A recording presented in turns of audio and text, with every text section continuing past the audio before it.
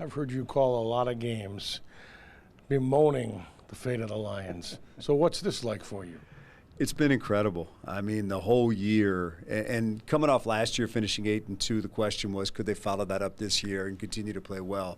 And winning Kansas City kind of got things off and rolling, and just the way they've played all year has been phenomenal. It's obviously been enjoyable.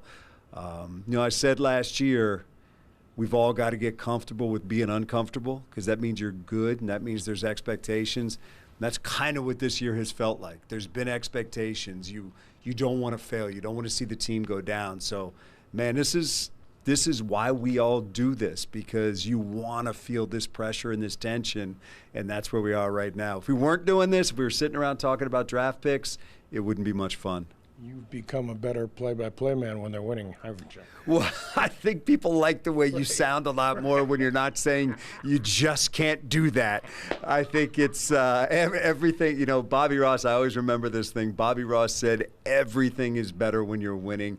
Your food tastes better. He said your wife is prettier. Everything is better when you're winning. Winning covers up everything. When you had enough of those frustrating games and long seasons, do you start thinking, yeah, I got a great gig, but are we ever going to win here? No, when it was 0-16 and we were going through that season, Brandy and I, we leaned on each other a lot. That was hard.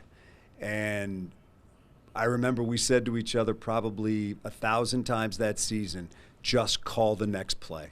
There's something happening in front of you. Describe it. Their record is what their record is, but this game is a story unto itself. And Fred, you'll relate to this. The hardest part isn't the games when you're not playing well. It's everything during the week and all the content that you have to produce and the people that you have to talk to, the coaches, the players. They're not in good moods. They don't want to laugh. They don't want to have fun. It makes it harder to do what you do. So, look, it's much more enjoyable this year because people are looser. They're having fun. They're confident. They're enjoying what they're doing. When you're losing, man, it's the games that get you, but it's also that week when you're trying to do your job and they just look at you like, what answers do you want? If I had the answers, I'd change it. You were here for a lot of head coaches. What's the Dan Campbell effect on this organization?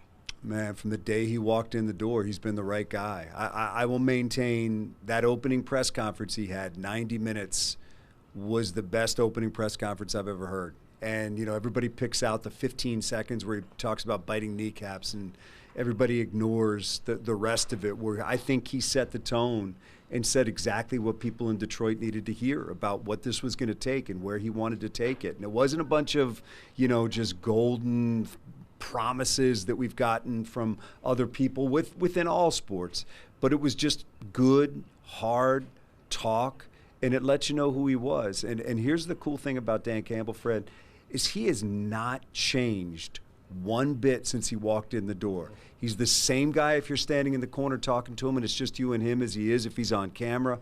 He doesn't change, and I think that's why it resonates with the players. But he understands Detroit. I think his time here as a player helped him do that.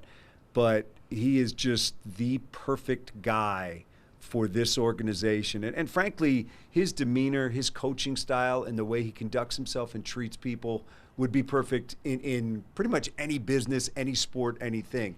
It starts with he's a good person, and I think that is what the players see, and he doesn't change. He is rock solid. He's the same all the time. Never called a playoff game at Ford Field. What do you expect that place to be like Sunday night?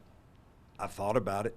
I've dreamed about it, and I think it's going to be like nothing we've ever seen. Look, this whole season, season tickets sold out before the year began, and that was the first time that had ever happened. But it's been packed all year. There were times in the past where they'd tell us, games sold out, and you'd look up, there'd be big spaces that were empty seats. There's no empty seats this year, and it has just been off the chain. And this will be that plus another notch. Throw in the fact that it's the Rams, that it's Stafford, and all the storylines that go in with that.